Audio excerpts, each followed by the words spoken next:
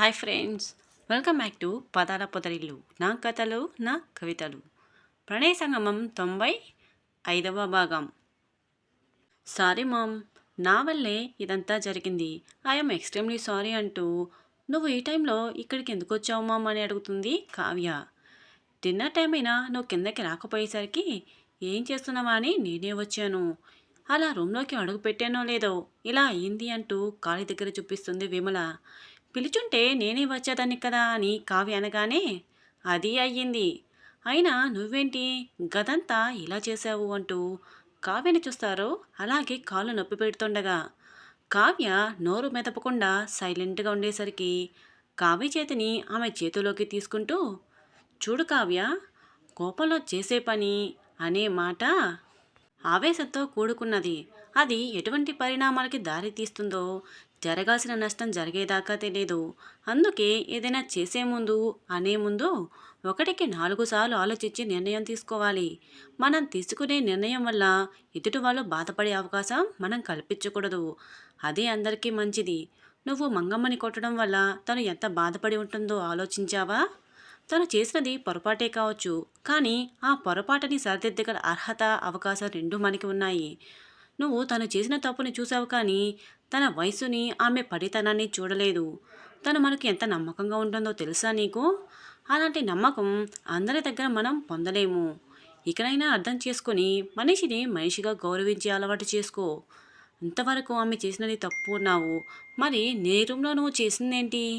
దీనికి నీకు ఏ శిక్ష వేయాలి అని విమల అనగానే కావ్య ఏడుపు మొహం పెట్టుకొని, అమ్మా, వాళ్ళు నేను ఒకటేనా అంటుంది.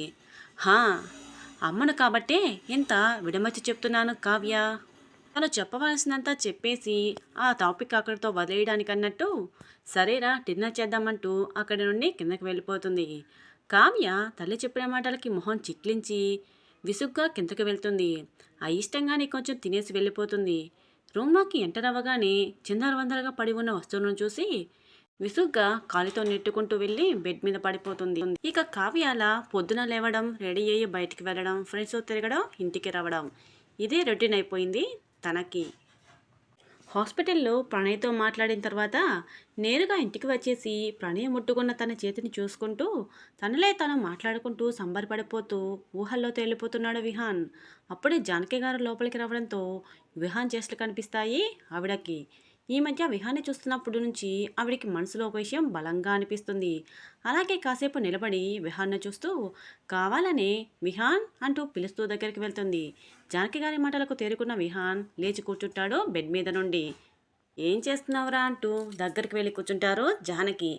ఏం లేదు పెద్దమ్మ, ఊరికే అలా పడుకుని ఉన్నాను అని చెప్తున్న విహాన్ మాటలకి, హో అవునా, కానీ నాకేంటి గదిలో ఎవరితోనో మాట్లాడుతున్నట్టు వినిపించింది అంటూ రూమ్ మొత్తం చూస్తారు. ఇక్కడ ఎవరూ లేరేంటి? లేకుంటే నువ్వు ఎవరితో మాట్లాడుతున్నావు? జానకి గారి మాటలకి విహాన్కి ఏం చెప్పాలో అర్థం కాక అది అది మరి అంటూ నసుకుతూ అంతలో బెడ్ మీద ఉన్న తన ఫోన్ కనిపించగానే చేతికి తీసుకొని ఫోన్ ఫోన్ పెద్దమ్మ అని కవర్ చేస్తాడు.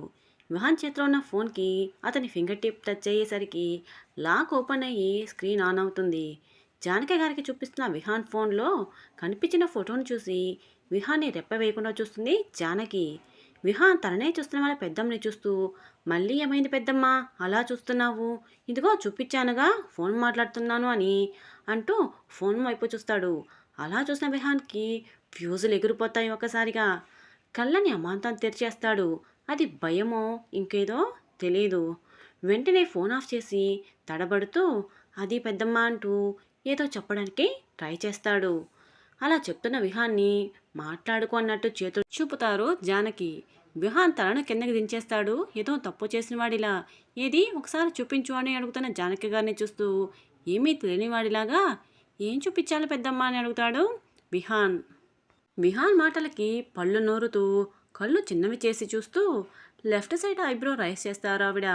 దొరికిపోయానే ఇప్పుడు ఎలా అనుకుంటూ పెదవులు అపికించి కళ్ళని అటు ఇటు ఆడిస్తున్నాడు చాలా ఫాస్ట్గా విహాన్. కిందకు చూస్తున్న విహాన్ గడ్డం పట్టుకొని ఎందుకిలా మౌనంగా ఉన్నావు? ఏమైనా తప్పు చేశావా? తప్పు లేనప్పుడు తలదించుకోవాల్సిన అవసరం లేదు విహాన్.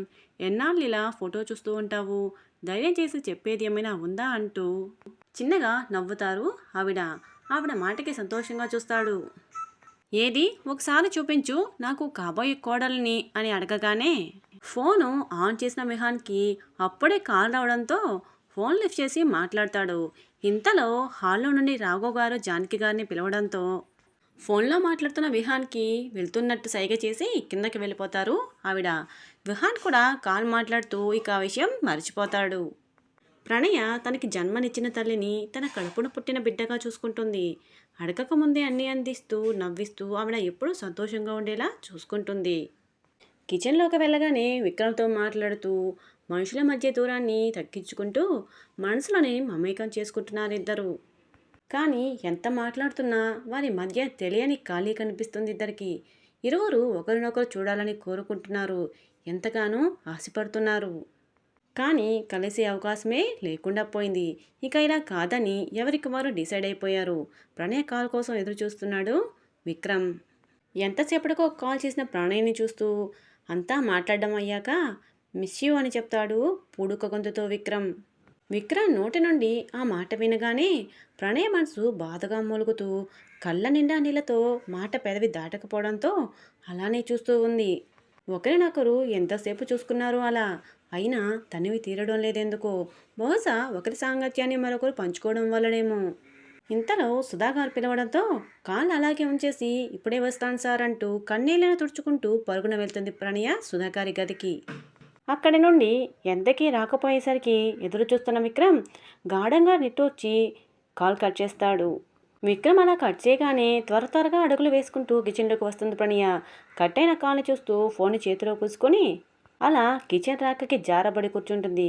విక్రమ్ పనిలో పడి ఇక ఆ విషయమే మర్చిపోతాడు. నైట్ డిన్నర్ టైంలో తల్లిదండ్రులతో కలిసి తింటుండగా శ్యామల గారు ఇలా అడుగుతారు, నానా విక్రమ్, మీ ఫ్రెండ్ వాళ్ళ అమ్మగారికి ఎలా ఉంది ఇప్పుడు అని. పర్లేదమ్మా అని చెప్తాడు తింటూనే. వాళ్ళు ఇక్కడే కదా ఉంటున్నారు, ఒకసారి వెళ్ళొద్దామా అని అడుగుతారు ఆవిడ విక్రమ్ని. అలా అడుగుతున్న తల్లిని చూస్తూ ఒక పక్క ప్రణయ్ని చూడడానికి అవకాశం వస్తుందని సంతోషంగా ఉన్నా ఎందుకో మనసు స్తబ్దుగా మారిపోయింది. ఏం నాన్న అడుగుతుంటే సైలెంట్గా ఉన్నావు, వెళ్దామా అని మరోసారి అడుగుతారు ఆవిడ. విక్రమ్ చిన్నగా నిట్టూర్చి ఎప్పటికైనా తెలియాల్సిన విషయమేగా అనుకుంటూ అలాగే మామ్, మీకు కుదిరినప్పుడు చెప్పండి వెళ్దాం అంటాడు. అక్కడే ఉన్న విజయ్ గారికి వాళ్ళిద్దరూ ఎవరి గురించి మాట్లాడుతున్నారు అర్థం కాకపోవడంతో ఇద్దరిని చూస్తూ తింటున్నారు. అడగడం ఎందుకు, వాళ్ళే చెప్తారులే అనుకుంటూ. ఓకే విక్రమ్, రేపు వెళ్దామా అంటారు శ్యామల గారు వెంటనే.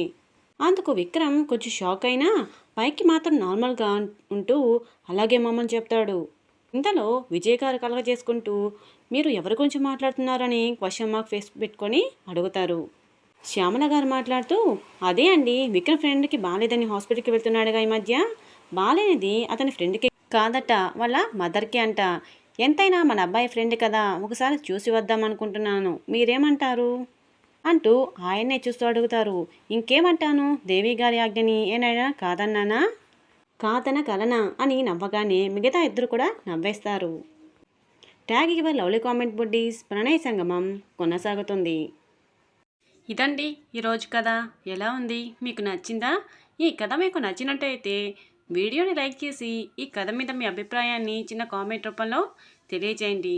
అలాగే మన పదాల పత్రికల ఛానల్ని ఇంకా సబ్స్క్రైబ్ చేసుకున్న వాళ్ళు వెంటనే సబ్స్క్రైబ్ చేసుకొని మీ ఫ్రెండ్స్కి షేర్ చేయండి.